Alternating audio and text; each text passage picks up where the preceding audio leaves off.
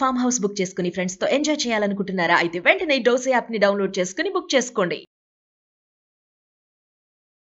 నమస్తే రమగారు. నమస్తే జయ. రమగారు, తిట్లు శాపనార్థాలు నిజమవుతాయా, తగిలేస్తాయా చెప్పండి. తగులుతాయి. ఇప్పుడు పిల్లల్ని తల్లులు తిడుతూ ఉంటారు, అవేం తగలవు, అది ఉట్టి తిట్టే.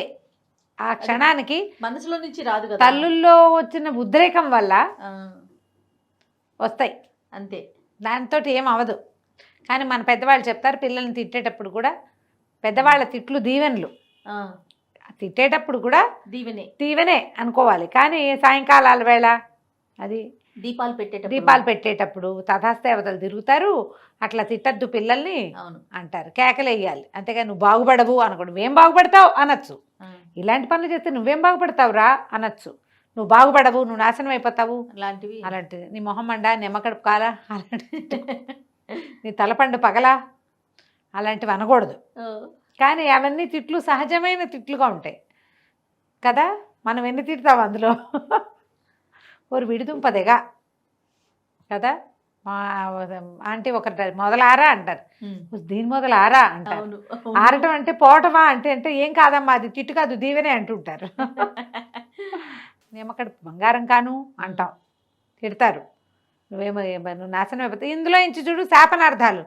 నువ్వు బాగుపడవు, నువ్వు నాశనం అయిపోతావు, నీ పిల్లలు ఫకీర్లు అయిపోతారు, అయ్యో నువ్వే ఏదో రోడ్ల మీద పడి తిరుగుతావు, ఇలాంటివి తిడతారు కదా.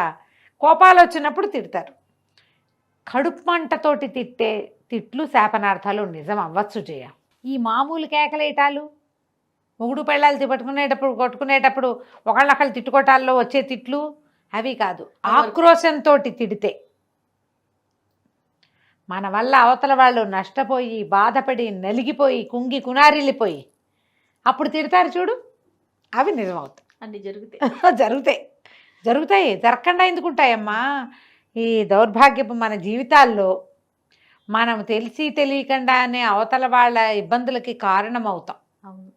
తెలిసినా కూడా ఆగని వాళ్ళు కొంతమంది ఉంటారు, ఆగలేని పరిస్థితులు కొన్ని వస్తాయి. ఈ అవతల వాళ్ళు నలిగిపోతారు, దాని కింద పడి వాళ్ళ తిట్లు వాళ్ళ ఏడుపు కొట్టదు మనకి. మనం ఇది చెప్పుకుంటాం కదా, వాళ్ళ ఏడుపే కొట్టింది, వాళ్ళ దుఃఖమే కొట్టింది, ఇది కామన్గా అనుకుంటాం కదా. అంతే. నీకు మంచి కథ ఉంది, చెప్తా చూడు. ఆ కథ వల్లే ఇది వచ్చింది. ఓకే. ఒక ఊళ్ళో ఒక వడ్డీ వ్యాపారం ఉన్నట్టు, డబ్బులు లాగడంలో సిద్ధాస్తుట్టు ఆయన.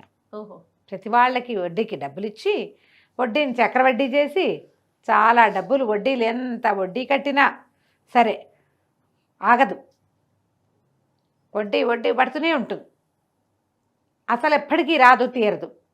చివరికి వాళ్ళ ఆస్తో ఏదో ఒకటి లాగేస్తాడు. అయితే ఏమైందట, ఆ ఊళ్ళో ఒక పేదరాలు ఉంది, 6 బిడ్డల తల్లి, భర్త కాస్త గతించాడు. ఆవిడ తన ఇల్లు చూపించి ఈయన దగ్గర ముందు ఒక 30 రూపాయలు అప్పు చేసింది. కొన్నాళ్ళకి ఏదైనా వడ్డీ అసలు చెల్లబెట్టలేదు, వడ్డీ కట్టలేదు, పైగా ఇంకొక 15 రూపాయలు మళ్ళీ తీసుకుంది. ఈ రూపాయల గోళ ఏమిటండి అంటావు నువ్వు. ఇప్పుడు పాత రోజుల్లో 80లో 70లో 60లో కథ ఇది. అప్పుడు రూపాయే లెక్క. బహుశా 15 లక్షలు, ముందు 30 లక్షలు, తర్వాత 15 లక్షలు అయి ఉండాలి ఇప్పటి కాలంలో. తీసుకుంది. ఈయన వాళ్ళ ఇల్లు లెక్కేసుకున్నాడు. అదొక మంచి గుడిసె, దిట్టంగా ఉంది. ఎంత కాదన్నా ఒక 170-190 గజాల స్థలం, 200 గజాల స్థలం అనుకో. ఈ 200 గజాల స్థలము దీనికి సరిపెట్టి లాగేస్తే పోతుంది. 200 గజాల స్థలం ఇంచుమించుగా ఒక 100-150 రూపాయలు చేసేది ఆ రోజుల్లో. మరి ఇప్పుడు ఈ డబ్బులకి వడ్డీ వేసి అది 100 రూపాయలు లెక్క కట్టి ఆ ఇంటికి లాగేస్తే సరిపోతుంది అని ప్లాన్ చేసుకుని బయలుదేరాడు. బయలుదేరేసరికల్లా ఆయనకి ఆ ఊళ్ళో పిశాచాలు ఉండేవి.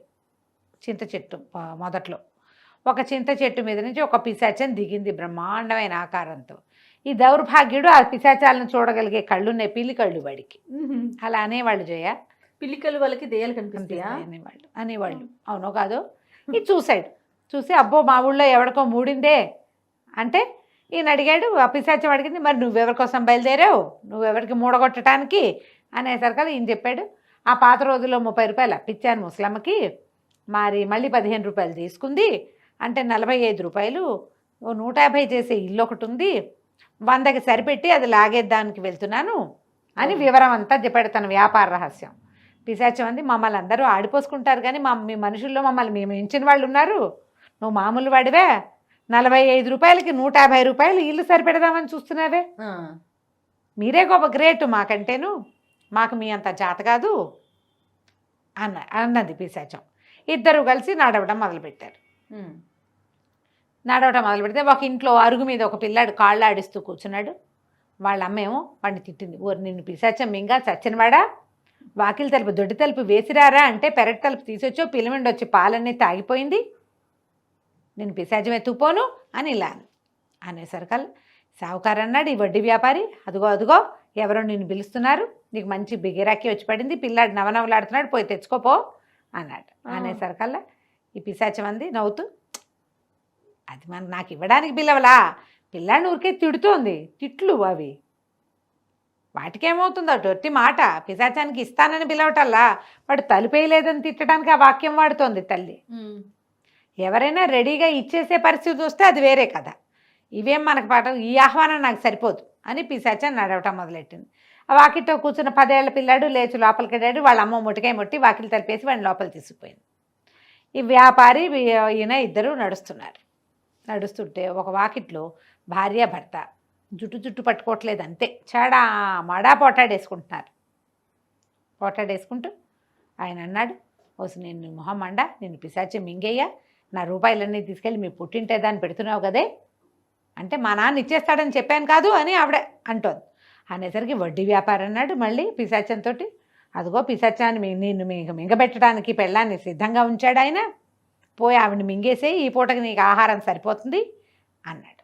అనేసరికల్లా పిశాచం అంది, అబ్బాయి ఒకటి శాపనార్థాలు, నిజంగా ఇవ్వాలని కాదు, తన డబ్బులు ఏవో పోయినాయని అంటున్నాడు, ఇచ్చేస్తారని చెప్తోంది కదా, ఆయన చూస్తాడు మీ నాన్న వడ్డీ ఇస్తాడా అని అడుగుతాడు వాడు, కాబట్టి అది నాకు పిలుపు కాదు.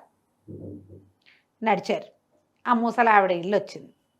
6 బిడ్డల తల్లి ఉందిగా పేదరాలు, ఈ వడ్డీ వ్యాపారి తలుపుకుంటాడు. ఆ పిశాచం ఆ పక్కనే నిలబడి చూస్తోంది. వచ్చి, పిన్ని బాగున్నావా, మరేమో నువ్వు పేద్దానివి, మరి 45 రూపాయలు ఉన్నాయి, నువ్వు ఇవ్వవలసినవి, నువ్వేమీ చెల్లుబెట్టలేదు, మరి ఆ వడ్డీ ఈ వడ్డీ అన్ని వడ్డీలు కలిపితే 100 రూపాయల దాకా పడుతుంది పిన్ని, నువ్వేమి ఇస్తావు చెప్పు, పెద్దదానివి, పిల్లలు ఇంకా గడిగట్లేదు చూడు నీ పిల్లలు, మరి నువ్వు ఒక పని చెయ్యి, ఇల్లు ఇచ్చేసేయి, నాకు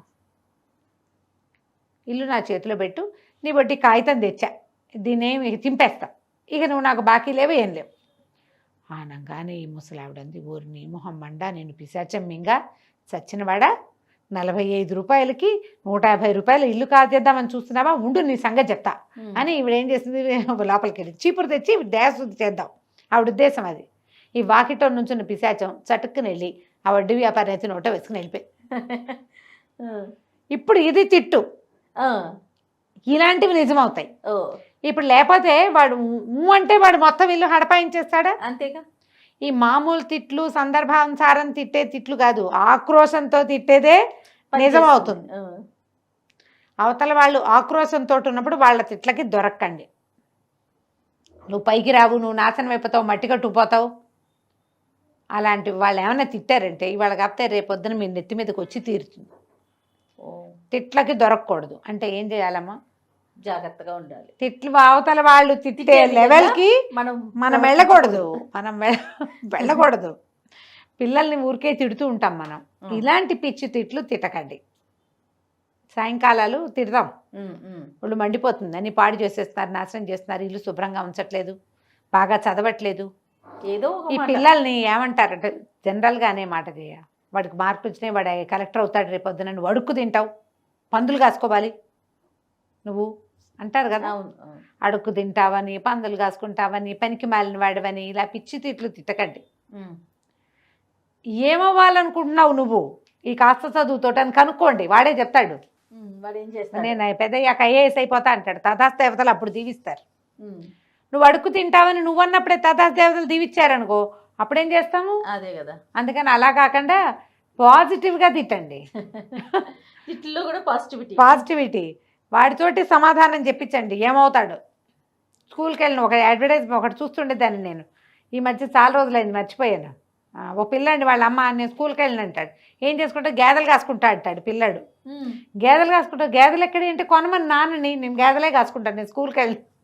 దేనికి సంబంధించిన యాడ్? ఏమో మరి యాడ్ అదేమిటో దేంట్లోనూ ఒక దాంట్లో వస్తుండేది. ఓ పిల్లాడు గేదెలు కాసుకుంటాడు, వాడు గొడ్లే కాసుకుంటాడు. స్కూల్కి వెళ్ళను నేను.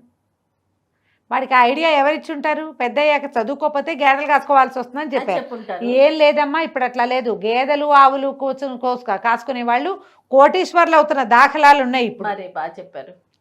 గొడ్లు మట్టి పిసుకుని బతకాలి అని తిట్టేవాళ్ళు ఇదివరకు.